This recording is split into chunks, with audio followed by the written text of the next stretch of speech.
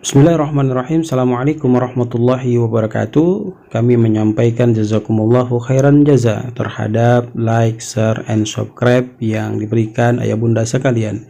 Mudah-mudahan menjadi amal ibadah untuk kita semua. Amin ya rabbal alamin. Bismillahirrahmanirrahim. Assalamualaikum warahmatullahi wabarakatuh. Waalaikumsalam warahmatullahi wabarakatuh. Alhamdulillah rabbil alamin wa bihi nasta'in ala umurid dunya wa din wa ala alihi wa sahbihi wa man tabi'a bi ihsanin ila yaumiddin, amma ba'd. Bersyukur kepada Allah atas nikmat Islam yang Allah anugerahkan kepada kita. Semoga keislaman ini tetap kita jaga hingga ajal menjemput diri kita. Sebab Allah Subhanahu wa taala memberikan ketegasan, wa may yabtaghi ghairal islami dina fala yuqbala minhu wa huwa fil akhirati minal khasirin. Beruntunglah kita yang tetap istiqomah menjaga keislaman kita sampai kita usahakan ajal menjemput diri kita. Sebab kalau tidak menjaga keislaman kita sampai ajal menjemput diri kita, maka kita akan menjadi orang-orang yang rugi di sisi Allah Subhanahu wa taala.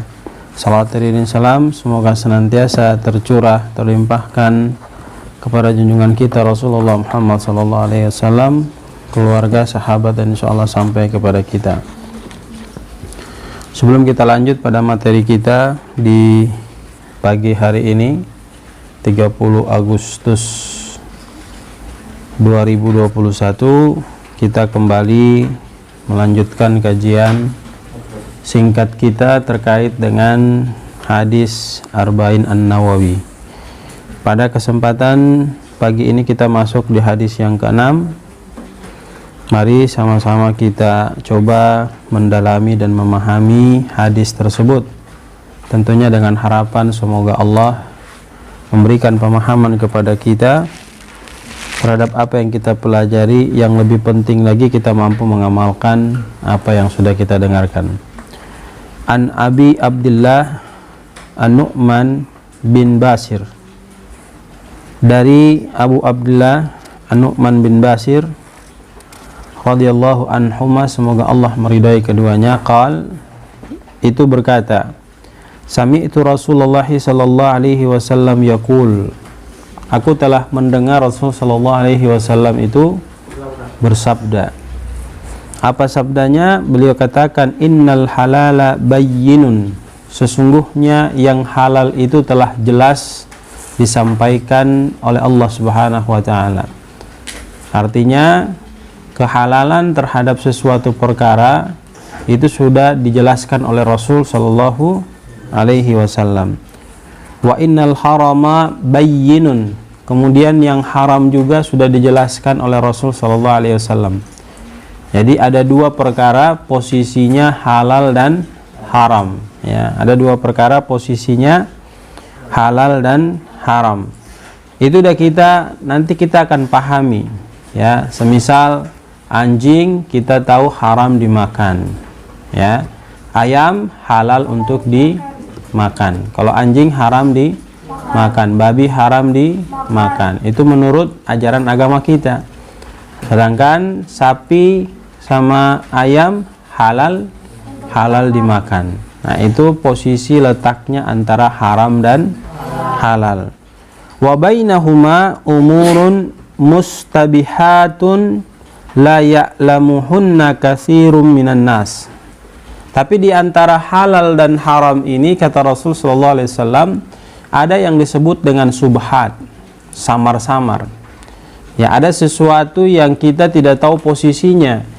Ini dia letaknya haram apa halal, ya. Misalkan sebuah benda yang ingin kita dapatkan atau yang ingin kita masukkan ke dalam perut kita nggak tahu posisi hukumnya itu bagaimana. Ya, kalau halal ya kita jelas boleh makan. Nah, sedangkan haram kita juga sudah paham bahwa kita tidak boleh memakannya. Nah, sekarang di antara halal dan haram ini ada yang namanya subhat, artinya sesuatu yang samar-samar. Maka di sini Nabi Shallallahu Alaihi Wasallam menjelaskan famanitaqa subuhati fakadis tabra'a lidinihi wa irdihi. Barang siapa taqa, yang dia itu menjauhi subuhat, ya, hal yang samar-samar, maka sesungguhnya yang dia itu meninggalkan perkara-perkara subuhat, maka dia telah menjaga agama. Kemudian di sini bahasanya wa irdihi, itu kehormatannya, ya. Jadi bahasa yang istabra'a itu artinya telah menjaga pada dirinya, ya, istabra'a telah menjaga pada dirinya, lidinihi terhadap agamanya. Kemudian wa irdihi terhadap kehormatannya. Wa man waqa'a fi subuhati waqa'a fil haram. Siapa yang jatuh kepada subhat, ya, siapa yang melakukan hal-hal yang sifatnya subhat, maka sesungguhnya dia telah jatuh kepada perkara yang haram. Ya, dia telah jatuh kepada perkara yang haram. Kemudian di sini dijelaskan oleh Rasul sallallahu alaihi wasallam, karra'i yar'a haulal hima yushiku an yarta'a fihi. Ya, seperti ra'i itu seorang pengembala, ya, seorang pengembala yang kata Nabi Shallallahu Alaihi Wasallam dia itu mengembala di sekitar tanah yang dilarang.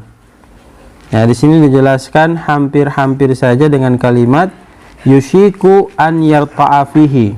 Maksudnya itu hampir dia masuk ke dalam hal yang dilarang itu, ya, hal yang dilarang itu. Kemudian Nabi Shallallahu Alaihi Wasallam mengingatkan kita lagi dengan mengatakan ala wa inna likulli malikin hima. Ketahuilah bahwa setiap raja memiliki tanah yang dilarang.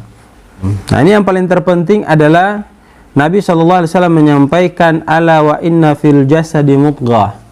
Ingatlah bahwa sesungguhnya di dalam tubuh kita itu ada segumpal daging, ya, ada segumpal daging. Idza saluhat saluhal jasadu kulluhu. Apabila daging itu baik, maka baik pula semua amalan kita. Wa idza fasadat fasadal jasadu kulluhu. Dan apabila dia buruk, maka buruk pula semua amalan kita. Ala wahyal qalb. Ketahuilah bahwa sesungguhnya hal yang dimaksud itu adalah hati manusia. Rawahul Bukhari wa Muslim. Hadis ini diriwayatkan oleh Imam Bukhari dan Muslim. Ya, terkait dengan masalah halal haram, kemudian ada di antara halal haram itu yang namanya subuhat.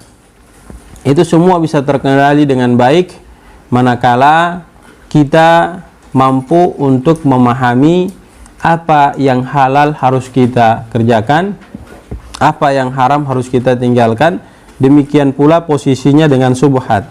Karena di sini pada hadis yang kita baca, Nabi katakan waman waqa'a fi subuhati waqa'a fil haram. Siapa yang jatuh kepada subuhat sama saja dia masuk kepada hal-hal yang diharamkan.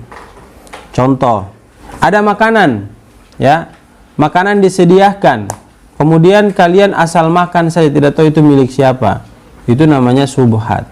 Tidak ada kejelasan antara halal dan haram.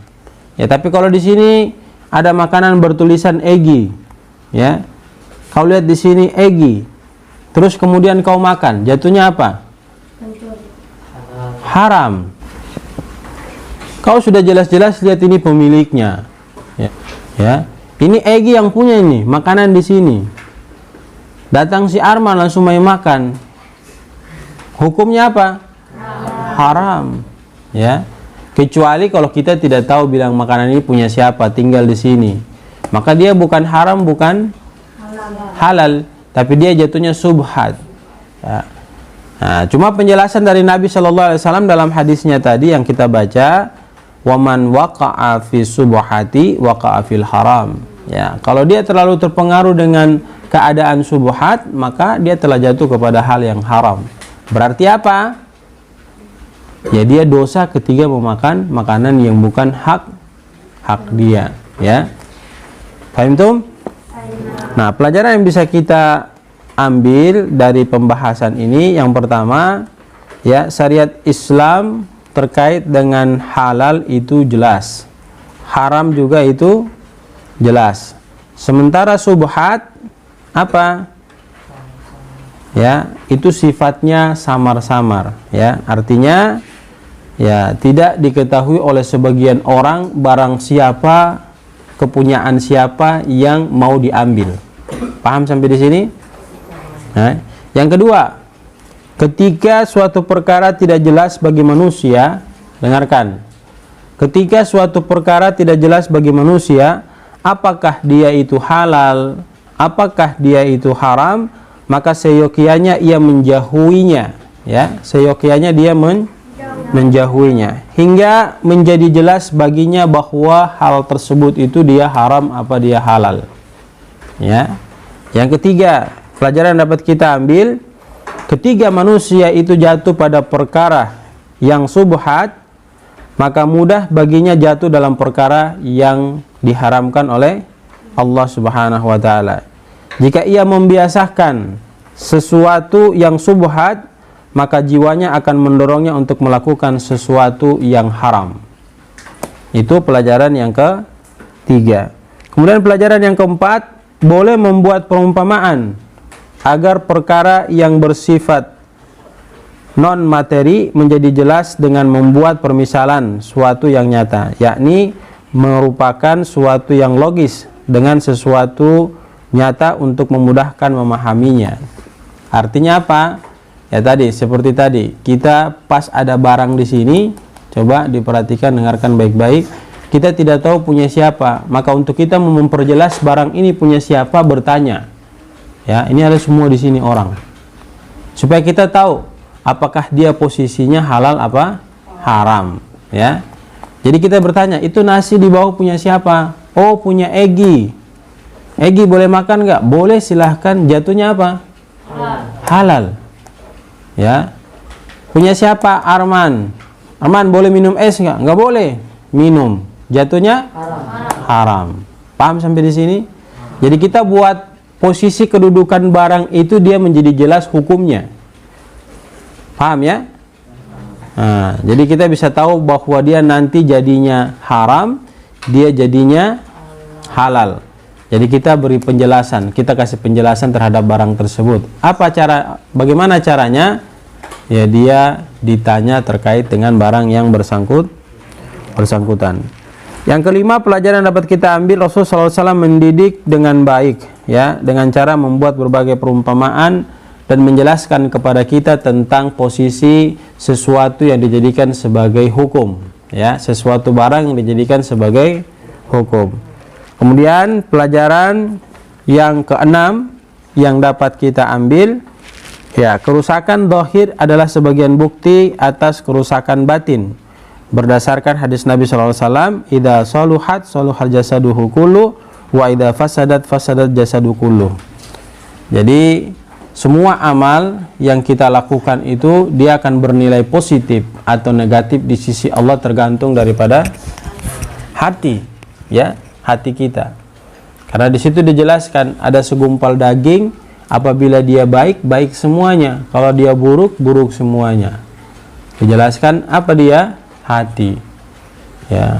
Di dalam hadis Nabi SAW menyampaikan, innallaha la yanduru ila suwarikum walakin yanduru ila qulubikum wa amalikum. Sesungguhnya Allah Subhanahu wa taala tidak melihat rupa bentuk dari seseorang hamba untuk dinilai dia baik di sisi Allah Subhanahu wa taala. Tidak dilihat kekayaannya, tidak dilihat pangkat, kedudukan, jabatannya, tidak.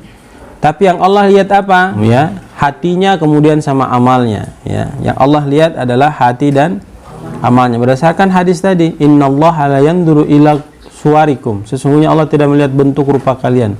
Walakin yanduru ila qulubikum wa amalikum. Tapi Allah melihat hati. Ya, hati-hati kalian dan amalan-amalan yang dikerjakan. Ya, amalan itu jadi baik dengan tidak dikontrol oleh hati manusia, ya, hati manusia. Nanti berkaitan dengan hati kembali kepada innamal a'malu binniyat yang kita sudah pelajari pada hadis yang pertama. Yaitu keterangan dari pembahasan kita terkait dengan hadis yang ke-6 pada kitab Arba'in An-Nawawi. Ya, semoga bisa memberikan manfaat dan menambah hasanah keilmuan agama kita. Yang terpenting adalah kita mendengar, kemudian kita melakukan. Ketika dia baik, kita kerjakan. Ketika dia buruk, kita tinggalkan. Wallahu a'lam.